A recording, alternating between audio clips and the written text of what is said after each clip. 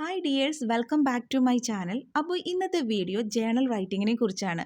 നമ്മുടെ കുട്ടികളിൽ ഈ 2025 മുതലൊരു ജേണൽ റൈറ്റിംഗ് ശീലം ഉണ്ടാക്കിയെടുത്താലോ? ചെറുപ്പം മുതലേ ജേണൽ എഴുതി തുടങ്ങുന്നത് കൊണ്ട് ഒരുപാട് ഗുണങ്ങളുണ്ട്. നമ്മുടെ കുട്ടികളുടെ ലാംഗ്വേജ് ഇംപ്രൂവ് ചെയ്യാൻ പറ്റും. അതുപോലെ ഒരു പോസിറ്റീവ് എനർജി കിട്ടും. അത് മാത്രമല്ല, നമ്മുടെ കുട്ടികൾ ദിവസം ജേണൽ എഴുതുന്നത് വഴി നമ്മുടെ കുട്ടികളുടെ ഇമോഷൻസ് നമുക്ക് മനസ്സിലാക്കാൻ കഴിയും. നമ്മുടെ കുട്ടികളിൽ വളർത്തിയെടുക്കേണ്ട നല്ല ശീലങ്ങൾ എന്തൊക്കെയാണെന്നും അവരിൽ നിന്നും എടുത്തു മാറ്റേണ്ട ദുശീലങ്ങൾ എന്തൊക്കെയാണെന്നും മനസ്സിലാക്കാൻ കഴിയും. നമുക്ക് നമ്മളെ തന്നെ മോട്ടീവ് ചെയ്യാൻ പറ്റുന്നൊരു കാര്യം കൂടിയാണ് ജേണൽ റൈറ്റിംഗ്. എന്തൊക്കെ കാര്യങ്ങളാണ് ജേണൽ റൈറ്റിങ്ങിൽ കുട്ടികൾ ഉൾപ്പെടുത്തേണ്ടതെന്ന് നോക്കാം. അതിനു മുമ്പായിട്ട് നമ്മൾ കുട്ടികൾക്ക് ജേണൽ റൈറ്റിങ്ങിനായിട്ട് ബുക്കുകൾ സെലക്ട് ചെയ്യുമ്പോൾ കഴിയുന്നതും അവർക്ക് ഇഷ്ടപ്പെടുന്ന തരത്തിലുള്ള ബുക്കുകൾ വാങ്ങിക്കൊടുക്കാൻ ശ്രമിക്കുക. അങ്ങനെ വരുമ്പോൾ കുട്ടികൾക്ക് എഴുതാനുള്ള ഒരിഷ്ടവും കൂടും. ജേണൽ എഴുതാനായി ഡയറി പോലെയുള്ള ബുക്ക് മാത്രമേ പറ്റൂ എന്നൊന്നുമില്ല. സാധാരണ നോട്ട് ബുക്ക് ആവാം, അതുമല്ലെങ്കിൽ സ്വന്തമായി തുന്നിച്ചേർത്ത ബുക്ക് ആയാലും മതി. കുട്ടികൾ ജേണലിൽ ഉൾപ്പെടുത്തേണ്ട കുറച്ച് കാര്യങ്ങൾ നമുക്കൊന്ന് പരിചയപ്പെടാം. ചോദ്യരൂപത്തിലാണ് ഓരോ പോയിന്റും പരിചയപ്പെടുത്തുന്നത്. നമ്മൾ രക്ഷിതാക്കൾ ഓരോ ചോദ്യങ്ങൾ ചോദിക്കുക. ആ ചോദ്യത്തിനുള്ള ഉത്തരം അവരുടെ അന്നത്തെ ദിവസത്തിൽ സംഭവിച്ചിട്ടുണ്ടെങ്കിൽ വളരെ ചുരുക്കം വാക്കുകളിൽ സ്വയം എഴുതിപ്പിക്കാൻ ശ്രമിക്കാം. പതിയെ പതിയെ ചോദ്യങ്ങളില്ലാതെ തന്നെ അവർക്ക് ജേണൽ എഴുതാൻ സാധിക്കും. ആദ്യത്തെ ചോദ്യം ഇന്ന് നടന്ന ഏറ്റവും നല്ല കാര്യം എന്തായിരുന്നു എന്നതാണ്. ഇങ്ങനെ ഒരു ചോദ്യം ചോദിക്കുന്നതിലൂടെ കുട്ടികളെ രാവിലെ എണീറ്റതു മുതൽ രാത്രി കിടക്കാൻ നേരം വരെയുള്ള കാര്യങ്ങൾ ഒന്ന് ഓർത്തെടുക്കാൻ ശ്രമിക്കും. സ്കൂളിലേക്ക് പോകുന്ന വഴിയിൽ സംഭവിച്ച കാര്യമോ, അല്ലെങ്കിൽ സ്കൂളിൽ സംഭവിച്ചതോ, വീട്ടിൽ നടന്നതോ, അല്ലെങ്കിൽ നമ്മുടെ ഹൃദയത്തിൽ തട്ടിയ ഈ ഭൂമിയിൽ എവിടെയെങ്കിലും സംഭവിച്ചതോ ആയ എന്തെങ്കിലും നല്ല സംഭവം ഉണ്ടാകാതിരിക്കില്ലല്ലോ. അങ്ങനെ എന്തെങ്കിലും ഒരു കാര്യമാണ് നമ്മൾ കുട്ടികളോട് ചോദിക്കേണ്ടത്. ഇങ്ങനെ കുട്ടികൾ കാര്യങ്ങൾ ഓർത്തെടുക്കാൻ ശ്രമിക്കുകയാണെങ്കിൽ കുട്ടികളിൽ ഓർമ്മശക്തി ഇംപ്രൂവ് ആയിട്ട് വരും. രണ്ടാമത്തെ പോയിന്റ് ഇന്ന് സംഭവിച്ച മോശം കാര്യം എന്താണ് എന്നതാണ്. ഇങ്ങനെ ഒരു ചോദ്യം ചോദിക്കുന്നത് വഴി കുട്ടികൾ നമ്മളോട് പറയാൻ മടിക്കുന്ന കാര്യം ജേണലിൽ എഴുതാം. മോശം കാര്യമാണല്ലോ ചോദിക്കുന്നത്, വീട്ടിൽ അറിഞ്ഞാൽ വഴക്ക് പറയുമോ എന്ന് പേടിച്ച് പറയാതിരിക്കുന്ന കുട്ടികളുണ്ട്.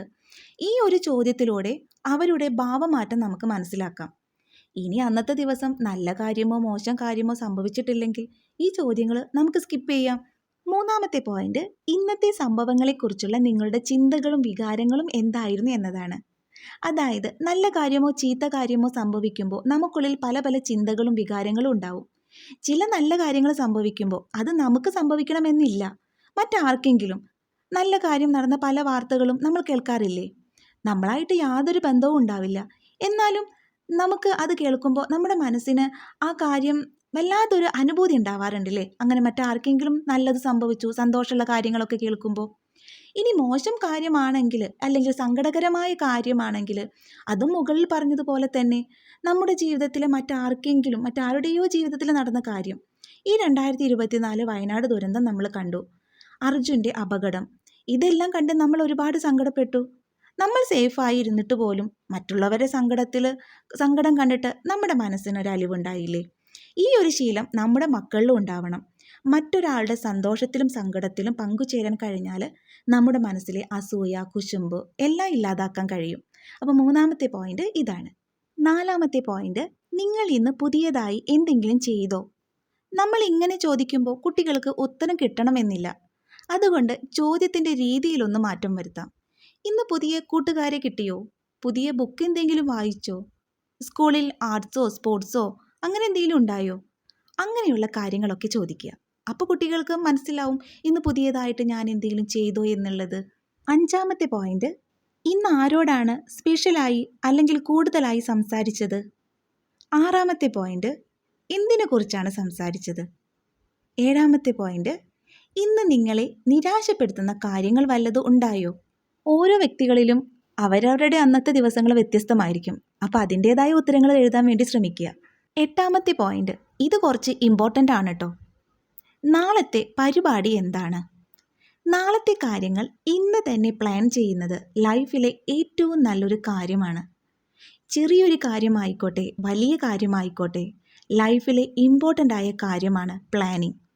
രാവിലെ എന്തൊക്കെയാണ് കുക്ക് ചെയ്യേണ്ടത് എന്ന് വീട്ടമ്മമാർ തലേദിവസം പ്ലാൻ ചെയ്യാറുണ്ടല്ലേ? ലൈഫിൽ ഒരു അടുക്കും ചിട്ടയും വരണമെങ്കിൽ പ്ലാനിങ് നിർബന്ധമായും വേണം. അപ്പോൾ കുട്ടികൾ ചെറുപ്പം മുതലേ ശീലിക്കേണ്ട ഒരു കാര്യമാണ് പ്ലാനിങ്, നാളെ എന്ത് നമ്മൾ ചെയ്യണം എന്നുള്ള പ്ലാനിങ്. 9ാമത്തെ പോയിന്റ്, നിനക്ക് സന്തോഷം ഉണ്ടാകാൻ ഇന്ന് എന്താണ് നീ ചെയ്തത്? പഠിക്കാതെ എക്സാം എഴുതാൻ പോയാൽ നമുക്ക് നല്ലൊരു മാർക്ക് ലഭിക്കില്ല, അല്ലേ?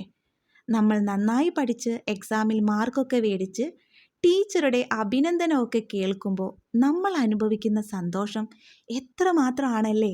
അപ്പം നമുക്ക് സന്തോഷം ലഭിക്കണമെങ്കിൽ നമ്മൾ എന്ത് ചെയ്യണം? നമ്മൾ സ്വയം പരിശ്രമിക്കണം.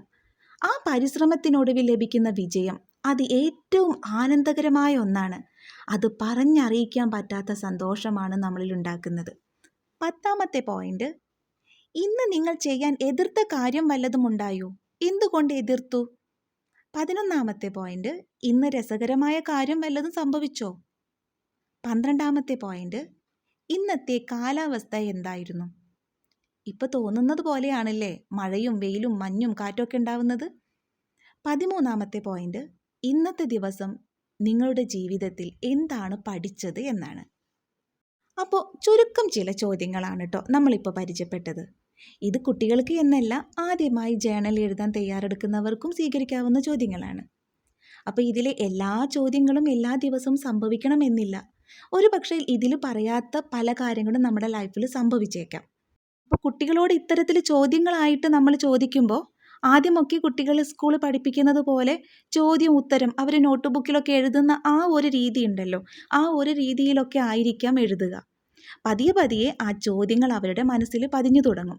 അങ്ങനെ ചോദ്യങ്ങളൊക്കെ മനസ്സിൽ പതിഞ്ഞു തുടങ്ങിയാൽ വായിക്കാൻ രസമുള്ള രീതിയിൽ കുട്ടികൾ എഴുതി തുടങ്ങും. കുറച്ചൊക്കെ നമ്മൾ രക്ഷിതാക്കൾ അവരൊന്ന് സപ്പോർട്ട് ചെയ്ത് കൊടുക്കുക. അപ്പോൾ ഇന്നത്തെ ഈ ഒരു വീഡിയോ നിങ്ങൾക്കോ നിങ്ങളുടെ കുട്ടികൾക്കോ ഉപകാരപ്രദമാവുന്നതാണെങ്കിൽ നിങ്ങൾ ലൈക്ക് ചെയ്യാനും ഷെയർ ചെയ്യാനും കമൻറ്റ് ചെയ്യാനും മറക്കരുത്. നിങ്ങൾ ആദ്യമായിട്ടാണ് നമ്മുടെ ചാനൽ കാണുന്നതെങ്കിൽ സബ്സ്ക്രൈബ് ചെയ്ത് സപ്പോർട്ട് ചെയ്യാനും മറക്കരുത്. അപ്പോൾ മറ്റൊരു വീഡിയോ ആയിട്ട് നമുക്ക് വീണ്ടും കാണാം. എല്ലാവർക്കും happy Christmas and happy new year. By.